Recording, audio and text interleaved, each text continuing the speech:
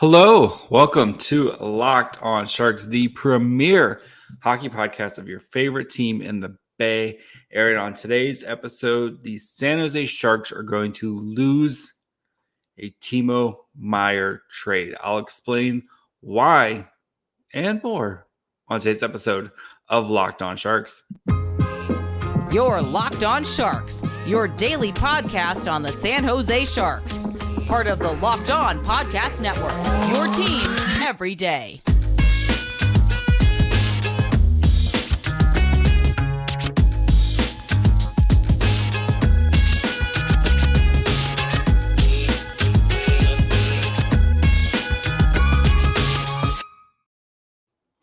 My name is JD Young, contributor at Fear the Fin and San Jose Hockey Now. I want to thank you for making Locked On Sharks your first listen.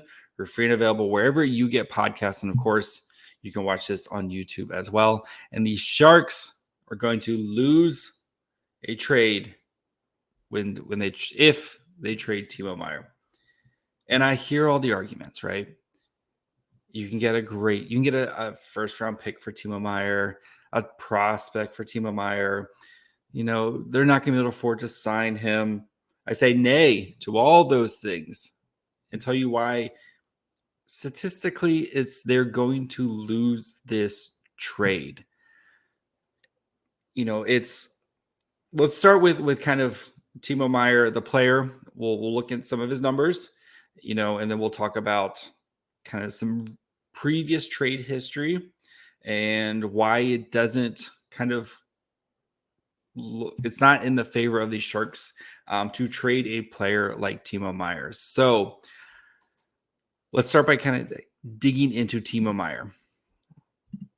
Timo Meyer, of course, forward this year, has been on a tear, right? In 46 games, he has 26 goals, 20 assists, has 213 shots on goal, which is a lot. That's a lot of shots. So that's fine, though. That's what Timo does. Timo Meyer shoots the puck, right? He shoots the puck and he shoots it a lot. So cool. He's averaging 20 minutes and 4 seconds of average time on ice. Corsi 4 at 5%. So the shot attempts 55% of the time when the Sharks take 55.14% of the shot attempts when Timo Meyer is on the ice at 5-on-5. The goals for at 5-on-5 are 49.35. So Timo Meyer is in the last year of his contract. He's got 1 year, $6 million left on his deal this year. Then he is still an RFA. So that means the Sharks or whatever team has Timo Meyer owns his rights next year. So they can offer him a contract. The way his contract was set up, it is a $10 million qualifying offer. So the Shark, whoever has him, Timo Meyer, if he doesn't get a long-term extension and the team if they want to keep his rights, they have to pay him $10 million unless they give him a long-term extension, right? Or you can renounce him and he would go to free agency and become a unrestricted free agent. But basically, Timo Meyer, if the Sharks want to keep Timo Meyer for 1 year after this one, they'd have to give him a $10 million contract for 1 year, $10 million. So, most likely, Timo Meyer is going to want to sign a long-term contract, right? Players like that long-term stability so in case Timo Meyer blows out his knee, something like that, he is going to be taken care of for the future. So Timo just turned 26 in October, so he'll be basically turning 27 when next year starts. He's really good.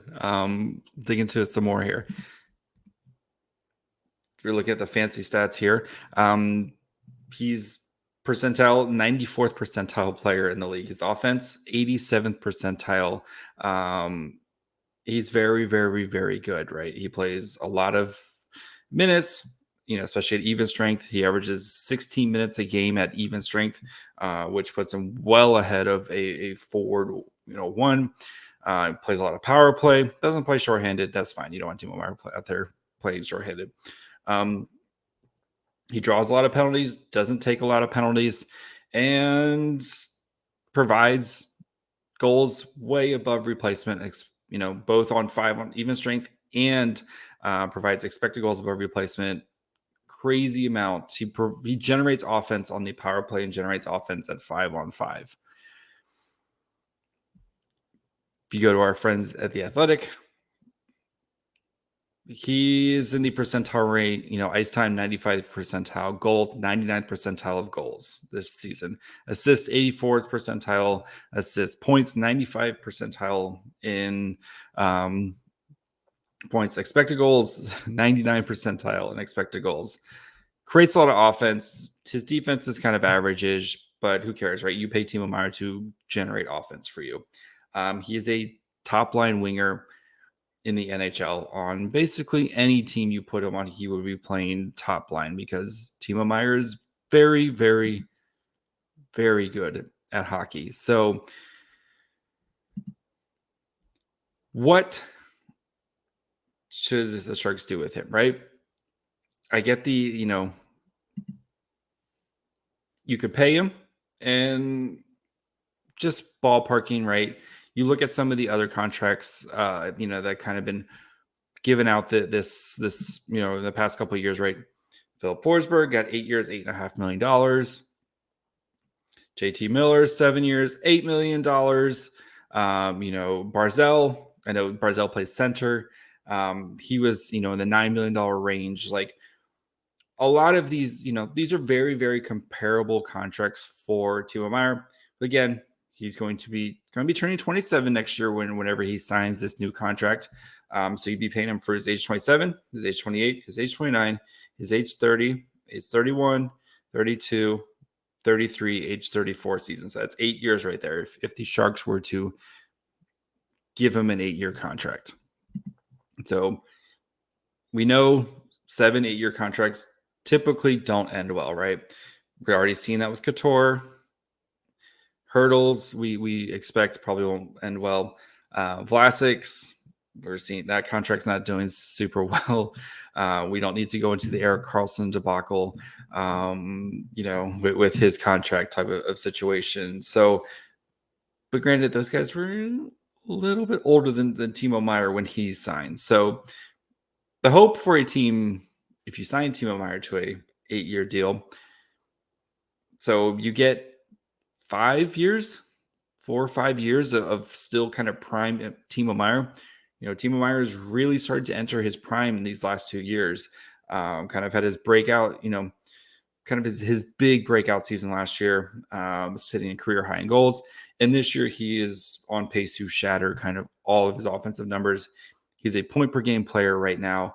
And point per game players in the NHL are just hard to find. So the Sharks, if they do trade Timo Meyer, they're going to lose this trade. And I'll tell you why here in just a minute. Before we continue, though, do need to take a quick break. Talk to you guys about our friends over at Built Bar. If you guys are looking for a delicious treat, but you don't want, you got to worry about maybe some of the holiday pounds that you may have packed on. So you're trying to maybe eat a little healthier, but you still, you don't want to give up all the little delicious little treats in life. That's where Built Bar is a great way to go. They're covered in 100% real chocolate.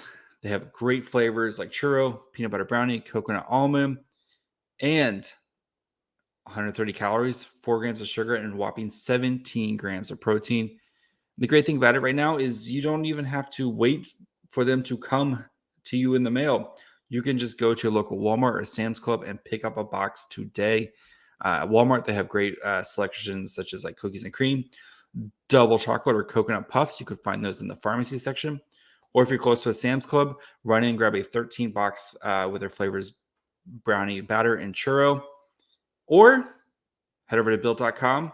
Check out all the new flavors that they've got going on right now. They have new flavors coming all the time. Or you can grab a variety box. That way you can find your favorite. So again, make sure you guys are checking out Built.com. All right, the Sharks are going to lose a Timo Meyer trade. And it's just statistically what's going to happen, right? So Sharks right now are sitting 5th in the tankathon. And if you trade away a player like Timo Meyer, I don't think they're going to move up and catch teams like Chicago, right? Blue Jackets, no, you're not going to catch those. Maybe the Ducks, maybe the Coyotes. Like, you're going to be kind of in this 3, 4, 5, 6 kind of range heading into the draft lottery. So, yes, if you trade Timo Meyer, your chances to move up, they increase a little bit, right? So, right now the Sharks are kind of sitting 5th. I know Montreal has just gotten killed by injuries, so you kind of expect them to start to free fall here. The Sharks, of course, have their monster road trip here where they're playing teams like the Penguins and the Hurricanes and the Bruins, and they the Lightning. They have a monster road trip here where they're probably going to lose a majority of these games. So, but you trade Timo Meyer, you're going to be a worse team right now, right? You're going to lose more games. Does that move you up in the standings, in the tankathon standings? Maybe you move up to like 4-3 and maybe increase your odds to get. Again, you're increasing your odds to maybe win the draft lottery. So again, number one team, their odds to pick number one overall is 25.5%. The number two team is 13.5%. Number three team is 11.5%. The number four team is 9.5%. And the number five, where the Sharks are, is 8.5. So that's your percentage chance to win the lottery and pick number one overall and get Connor Bedard. The Sharks right now, like Columbus, I'm recording this Thursday night. Columbus already has a 9-point lead on the Sharks right now. They have 28 points. And the Sharks have 37. Is trading Timo Meyer going to make Columbus kind of jump you? Maybe. I know Columbus's schedule here is kind of where are they at in the strength of schedule here? They have the 6th hardest schedule going forward. So they have a tougher schedule than the Sharks, and they've already got to jump, right? Montreal, toughest schedule going forward, and they're pretty close to the Sharks, right? Arizona, easier schedule, right? And pretty close to the Sharks points wise. So Chicago, a little bit easier schedule. And they do have games in hand, which is what you like to see. But again, nothing we've really seen from Chicago, and they're going to be trading away Patrick Kane. Like they're going to be moving pieces as well. So it's not like it's just the Sharks who are going to be getting actively worse here. All these other teams will continue to get actively worse. So you trade Timo Meyer away, you might move up a spot, maybe 2 before the draft lottery, and increase your odds again. The draft lottery odds, you increase your odds by 1%. You move up to 4. You increase your odds by 3% if you get up to 3 heading into the draft lottery. So, but what do you get back? Say the Sharks trade Timo Meyer, right? What could you possibly get back? I went through and looked over the past 10 years from 2022 to 2012, and I looked at every pick that was traded for, every player that was traded for a first-round pick, excluding guys on draft day. So you didn't know what pick you were getting, right? It's like last year with Alex DeBrincat got traded. The Sens knew they were giving up these 7, like the Blackhawks knew they were getting that 7th overall pick. These are all the picks where here's a first-round pick. Good luck to you, sir. We'll see, kind of see where it goes, right? So I went through, there was 63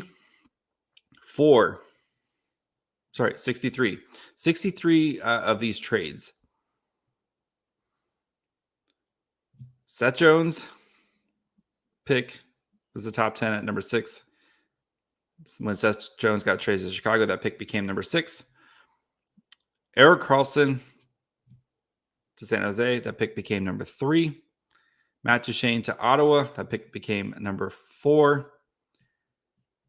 And that is it. Those are the 3 instances where a pick becomes a top 10 pick. So you already know the pick you're trading this year is going to be most likely a back half, right? You're going to be trading to a contender. The kind of names that keep popping up right are the Rangers, the Devils, the Islanders. I've heard the Lightning. There's a bunch of these names, kind of these teams that are looking to add a guy like Timo Meyer. So the average pick for all, including the 3 that are the top 10 picks, the average pick ended up being 22.84. So basically the 23rd pick in the draft that you're getting a lottery ticket for, the 23rd pick in the draft. I know what you're saying. 23rd pick. Okay, maybe you could strike gold there, We see guys get picked all the time in the back. So I even did you guys a favor. I looked at the 23rd pick for the last few years. 2022, the Blues picked Jimmy Snuggerud. Seems like a fine prospect. Is he going to be better than Timo Meyer? Probably not. 2021, Dallas picked Wyatt Johnson. Seems like a really fun player. We saw, well on his way, to be having himself a nice career. Is he going to be better than Timo Meyer? Probably not. Philadelphia, they picked Tyson Forster in 2020. 2019, the Islanders picked Simon Holmstrom. 2018, the Ducks picked Isaac Lundstrom. 2017, the Coyotes picked Pierre-Olivier Joseph. In 2016, the Panthers picked Henrik Borgstrom. So these are the types of players that are getting picked where most likely Timo Meyer is going to get picked. The pick would end up being. So you're going to trade Timo Meyer to maybe move up one spot, maybe increase your draft odds 3% to pick Connor Bedard, plus the pick that you're getting back. Wyatt Johnson sounds pretty fun, but is he ever going to be better than Timo Meyer? Maybe. I doubt it. And then, yes, the Sharks will probably get a high-end prospect back. But again, these guys are, the guys that they're trading, maybe they become better than Timo Meyer. Like if you look at the Rangers, right? Lafreniere, I know, first overall pick, right? Struggled to kind of find his game so far with the Rangers. Like maybe you're getting an NHL ready prospect. But again, what are the odds that this player is going to be as impactful as Timo Meyer? They're pretty low. You have found a guy here that you've drafted, you've developed. He knows the system. We've gone through multiple coaches changes, right? I know he's in the doghouse with Bob Bugner. Worked himself out of it last year, has really flourished under David Quinn in David Quinn's system. And he is just entering his prime right now. So I know what you're saying, though. You got to pay Timo Meyer. The Sharks don't have any money. We'll get to that here in just 1 second. First up, I want to let you guys know about the Locked On Sports Today podcast. Thank you guys for making Locked On Sharks your first listen. For your second listen, go check out the Locked On Sports Today podcast. They cover the biggest stories in sports. They have their take of the day. They got you covered with whatever is happening in sports. So make sure you guys go check them out. You can find them wherever you get podcasts. And of course, you can watch on YouTube as well. Okay. I know what you're saying. The Sharks, they're the cap crunch. They can't afford it. What are they going to do, right? Let's look into next year's cap space, right? So good old cap friendly. The Sharks right now projected to have $16.3 million in cap space heading into the offseason this next year, with a roster size of 14. So players that are currently under contract for next year for the Sharks: Tomas Hertl, Logan Couture, Kevin LeBanc, Oscar Lindblom, Alexander Barabanov, Nico Sturm, Steven Lorentz. So there's your forwards right there. Defensemen: Eric Carlson, Mark-Edward Vlasic, Mario Ferraro, Matt Benning, Nick Cicek, Jacob Megna. And then goalies: Capo Kakinen. So, and then that doesn't include, then you also have Luke Cunnin, Radim Shimmick, are both on IR right now as well. And so you have the defensemen. The Sharks can basically just kind of roll back who they have, right? If you look at guys who are going to be free agents, and will probably be back, or at least be kind of with Nikolai Knizov, an RFA. If you want to bring him back, you still own his rights. He should be getting back on the ice here pretty soon, so we'll see how he plays kind of the rest of the season. Kind of use the rest of the season as a, kind of getting back in grace and see if what you want to do with him. And if you want to keep him, it's probably not going to cost you a lot of money to keep him, right? Marcus Nudavaro, UFA, I doubt he's back, especially if he's missed the entire season. James Reimer, the Sharks are going to trade him, so you're going to have to find another goalie, right? Scott Harrington, UFA. Thank you for your services, Mr. Harrington. So Matt Nieto, UFA, probably going to get traded at the trade deadline. Nick Bonino, UFA, probably going to get traded at the trade deadline. And then RFA. So these guys, the Sharks still own their rights. Noah Gregor, thank you for your services. Michael Asimont, cool. If you want to bring him back, he's an RFA. You can, his still cost controlled. Jonah Gadovich, still cost controlled, RFA. Evgeny Svechnikov, still cost controlled. So all of those guys you can kind of bring back at a pretty reasonable price, right? It doesn't even include Thomas Bordeleau, William Eklund, both should be on the Sharks next year. You hope, right? And then, and then defenseman, right? You have Santeri Hadaka, who's been struggling or has been injured most of this season. And then Kanizev, and then all the goalies in the Barracuda are all RFAs with the exception of Aaron Dell's UFA. If you want to bring Aaron Dell back to go play in the Barracuda again next year, have fun. So you have Itu Makanemi, who's probably going to be playing some NHL games in this season. I don't think he's ready for a full-time backup role next year, but you're probably going to be in the market for a goalie. So that's kind of the one thing you're going to be doing. So again, the Sharks have $16 million. So Timo Meyer is getting paid $6 million. You look at some of the other contracts around, I think a $9 million, we'll just say $9 million. Okay. $9 million this year. And again, don't forget. So the Sharks next year are paying $2.72 million to Brent Burns. And they're paying, this is the last worst year of Martin Jones' buyout of his 2.9. So it's almost $3 million that year. Then you have Rudolph Balcer's $300,000 buyout. This is kind of the last really bad year when it comes to the buyouts. And then 24-25, you just have Martin Jones at 1.6 for the next 3 years. You've got Brent Burns for one more year, and your cap's starting to clean up a little bit. You probably have to pay Bordeleau. And then, Bordeleau is probably like the one guy you probably got to pay in that season. So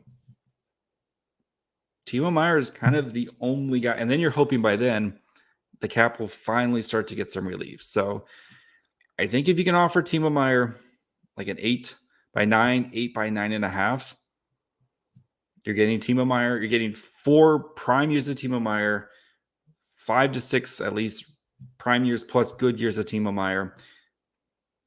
And then the last 2 years, if you're still getting a contributing player. Like, I don't think Timo Meyer is going to drop off and become a player who's just, you can't ice anymore. I think over that contract, if Timo Meyer is giving you 25 plus goals a year if you get 2 years of 20 to 25 goals, you get 3 years of 25 to 30 goals, and then that's 5, and then you get 3 years of 30 plus goals. I think that's a very fair, that feels like a good contract still. And then maybe you get another spike season of a 40 or, 40 goal season from Timo Meyer for $9.5 million. So, and then he still fits your timeline. So, of guys with Eklund and Bordelot, Phil Beested, and a top 5 pick from this year. So that way you don't want to just have a bunch of children running around and kind of figuring stuff out. So again, so kind of big recap, right? Timo Meyer, an elite player. They are hard to replace. They don't just grow on trees, right? You've drafted and developed him. You should try to keep him. If you do trade him, the assets you get back, are they ever going to be as good as Timo Meyer, right? The whole thing is to try to find a game-breaking player, a player like Timo Meyer who can be the best player on your team. And Timo Meyer and Erik Karlsson have been the best players for the Sharks this year. Maybe you get lucky. Do you want to take the 23rd pick and go into this draft? Maybe the 23rd pick, right? That's if you're lucky, and maybe that team loses in the first round. Probably looking more like a late, 27, 28, 29, 30, 31, if they win all 32. Are you willing to trade Timo Meyer to increase your Bedard odds by 1%, add a prospect who's, again, you never know with the prospects, right? Some guys work out, some guys don't. Sometimes you have a Josh Norris situation who, with Ottawa, he's become very, very a great player for Ottawa. Maybe you work out, you get lucky with something like that. But again, here's just how many what ifs and maybes we're talking about with Timo Meyer. So you're buying a bunch of lottery tickets when you have a surefire 30 to 40 goal scorer for the next few years, and then a 25 to 30 goal scorer for the next few years after that. And then worst case scenario from Timo Meyer is you're getting 20 to 25 goals when he's around, 30, 34. So, yeah. The Sharks are going to lose a Timo Meyer trade. They should just offer him a contract and try to keep him around in San Jose. So, that's what I think. So as we get close to the trade deadline and we kind of see more contenders or kind of candidates rise up, and we'll look into their farm systems and look at players that would be good targets like we did last year for Tomas Hertl. Try to find players who the Sharks to try to target in a Timo Meyer trade. So I think getting the prospect back is probably going to be more important than the first round pick, as I highlighted before. But we'll dig into that as we get closer, and we did the same thing with Hertl last year. We'll do it again this year. So make sure you guys are following along wherever you get podcasts: Apple, Spotify, Amazon Music. And then, of course, you can watch on YouTube as well. If you haven't, please subscribe. Really helps me out. Really do appreciate it. So, and then, yeah, you can follow me on Twitter at MyFryhole. Follow the show on Twitter, Facebook, and Instagram at Locked On Sharks. And tomorrow there's a bonus episode. So you guys are getting 7 episodes from me this week. I did a nice crossover with Jay from the Locked On Blue Jackets. So if you would like to listen to a nice English accent, enjoy my conversation with Jay tomorrow. So until then, bye, friends.